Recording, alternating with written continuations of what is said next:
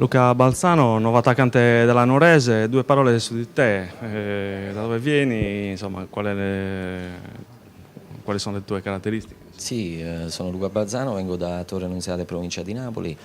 Le mie caratteristiche sono una prima punta che gli piace svariare tra i difensori, con la speranza che il presidente possa attrezzare una squadra competitiva, sicuramente lo farà, e di prendere una mezza punta per potermi elogiare nelle mie caratteristiche.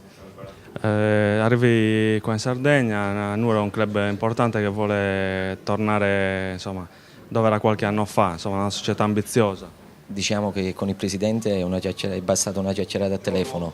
Ho subito sposato il progetto con lui e spero di dedicargli veramente tanta attenzione. Negli ultimi 5 anni parlano i numeri miei a livelli realizzativi. Sono un ragazzo timido per come si può vedere, però spero veramente di regalargli tanti gol al presidente, che merita.